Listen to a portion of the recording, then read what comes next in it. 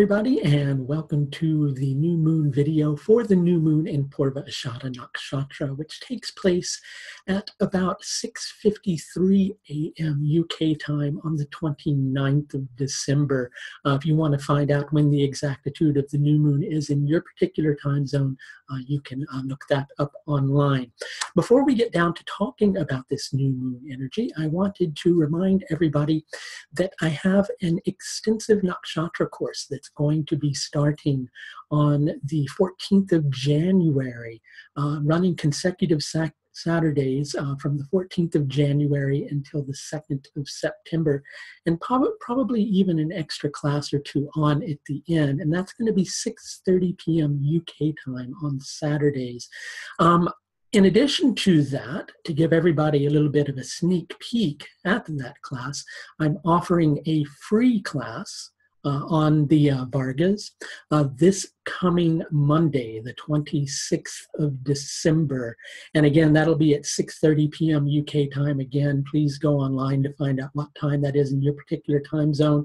If you would like to attend this one free class that I'm doing on the Vargas, you can contact me through the link below. I can only accept a limited amount of people on this free class, though, so please do try to get in touch with me as soon as you're able. So let's talk for a little bit. Following on, I just recently did a video several days ago about Mercury retrograde in Purva Ashadha Nakshatra.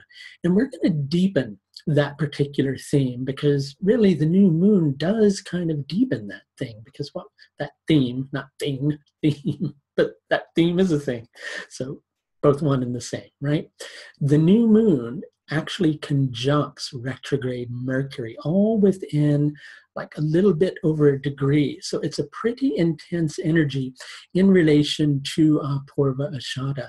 And as I was saying in that particular video, a lot of this tonality is getting clear about what you want and where your heart is at in relation probably to many different things in your life. But if you'd like to know a little more specificity, there we go, whether that's an actual word or not, doesn't really matter. I make up my own language. Specificity. If you'd like to know the specificity of where this might impact your chart, you can also please feel free to schedule a consultation with me. There'll be a link further down the page where you'll see it at the end of the video. Let's talk about Purva Ashadha. Each of the nakshatras is connected to a particular symbol, or several different symbols. Purva Ashadha has a few different symbols. And one of the ones that I want to talk about today is the tusk of an elephant, right? Let's talk about what is special about the tusk of an elephant. Well, one of the special things is it's, one of the most prominent parts of an elephant. Let's talk about elephants in general. Elephants are great in terms of spiritual symbolism because they have these big ears, right? And so they're able to really tune into things and hear things. And, quite often they are animals who are very harmonious and attuned to nature. Equally, they can get on a rant every once in a while too. But let's go back to the tusk, right? And let's talk about that. Let's talk about ranting first, right? We all get on rants from time to time. And equally, part of this particular energy of the new moon is about you getting on a rant. But we're concerned mainly, and I digress, but I don't, about the tusk of the elephant. And that's why I got on that particular subject, right? What is great about the tusk of an elephant is if it gets severed or broken in any particular part, the elephant can grow that tusk back, right? And equally, if we go through hardship and our ego gets broken because of the difficulty that we're going through, we can choose to not grow back that ego, but where we get diminished, we come back stronger.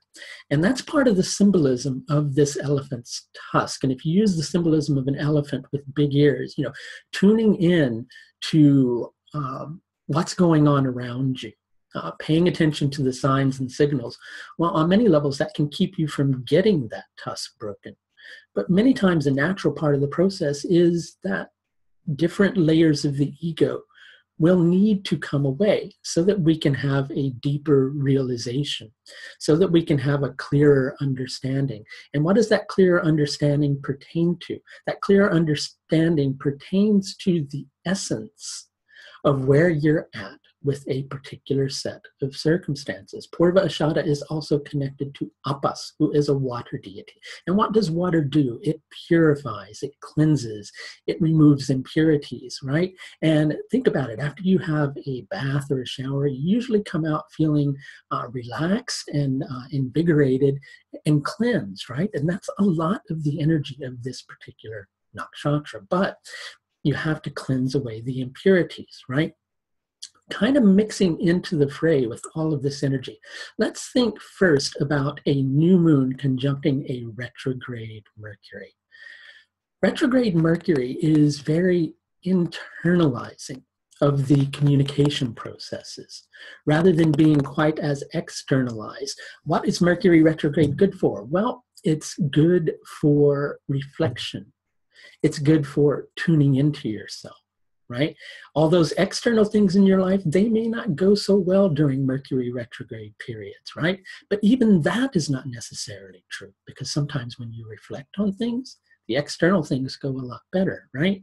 But mixing in with this particular new moon energy in Purva Ashadha, the nakshatra lord of Purva Ashadha, Venus, is in Shatabishak Nakshatra. And it's there along with Mars. And Shatabishak Nakshatra, I like using the analogy of the quest for the Holy Grail, so to speak, right? You start off on an adventure. You get led in all these different directions.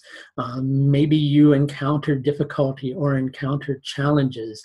And many times, that quest takes you to a place that you didn't really know you were going. And Shatabishak Nakshatra has a tendency to create that. It can create a series of confusing sets of circumstances.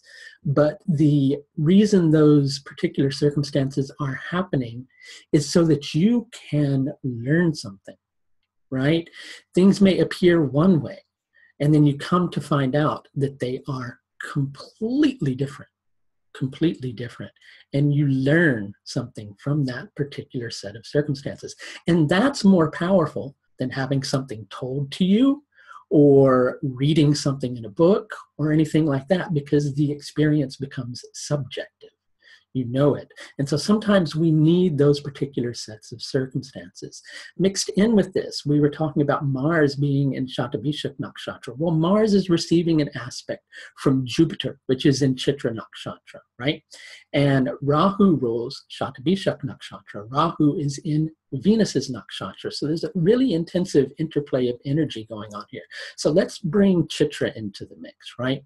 So with Chitra energy, quite often, it's got some similarities to Shatabishak Nakshatra on some levels, different on others, but similar on some levels. With Chitra, quite often what happens is something appears alluring to us, or we think that something fits in with what's in our heart, or fits in with our ethics, or fits in with something that we value. And sometimes we go in search of that or in pursuit of that, only to find out that that is not necessarily the case. But in the process, not all is lost, because we learn where our heart truly is. So mixing all of this energy together, Purva Ashadha is cleansing away all those things that you thought that you might have wanted, but don't really want. All those things that you thought you needed, but you don't really need. And through potentially creating a confusing set of circumstances, it's making you take a closer look at the truth that's in your heart. Sure, you may come up against some resistance. You may encounter some difficulties. You may be humbled in the process. But being humbled is a good thing, right? Because when you're humbled, that's when all the wisdom of the universe can rush to you. Now, with this particular new moon energy, there are two components to what's called the daily Panchanga. One being the Karana, and the other being the yoga, right? The Karana kind of has a sense of doing about the event. The yoga is kind of how things are held together. So with the karana, if the karana is strengthened, something will seem worth doing, right? With the yoga, if the yoga is strong, then the event will be held together well. In this particular instance, the karana is naga. And with naga karana, it's a good day usually for doing things that require using force or pushing for a result, so to speak, right? Being firm in one's resolve. And the karana for the day is actually quite strong during that time. So something is going to seem worth doing to you, right? But the problem is on that particular day, the yoga that's running is Dhruva yoga. Now with Dhruva yoga, it equally has an immovable type of energy to it, right? And the energy of this particular yoga is not held together well. So quite simply, what is likely to happen with this is that something is going to feel worth doing to you, right? But once you begin to set that firmness of resolve in motion, you'll likely find out that it's not working out quite like you want it to, right? Or quite like you thought it was going to do. But again, the thing to keep in mind is not all is lost, because you learn something in the process. So how to approach this particular energy? Well, that's the $1 million question, right? You have to give me $1 million to answer it. I'm only kidding. I'm going to answer it for free. So basically, the way to approach this is spend time reflecting. You may still come out in a situation where you encounter a confusing set of circumstances. You may still end up getting it wrong. See, I told you I create my own language. You may still end up getting it wrong, but you will have reflected beforehand. You'll be creating a sense of receptivity so that you're more understanding of what you get shown through those set of circumstances. And in addition to that, you will be showing humility. Rather than pretending that you know it all, you'll end up being humble and stand a greater chance of being shown more, right? And that's really what it's all about. You know, in short, sometimes we can't avoid difficulty, right? No matter how much we might like to. But if we approach difficulty with the right sense of proportion and an open mind, we can quite often find that that difficulty that we're facing is, in fact, prosperity. And there's a lot of growth to be attained through this new moon cycle. There's a lot of growth to be attained through Mercury's retrograde through Purva Ashadha nakshatra.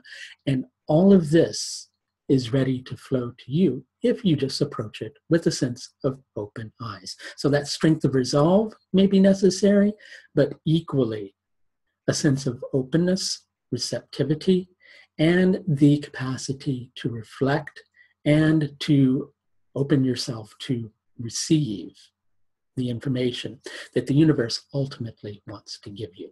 Now, if you would like to know a little bit more about how this might be impacting your life personally, please do note that there should be a link below that will take you to my astrological services page. On the other side of the page, I'm kind of bombarding you with links today, sorry about that, is a link that you can go and sign up for the free Varga class that will again be on the 26th of December, this coming Monday, 6:30 p.m. UK time.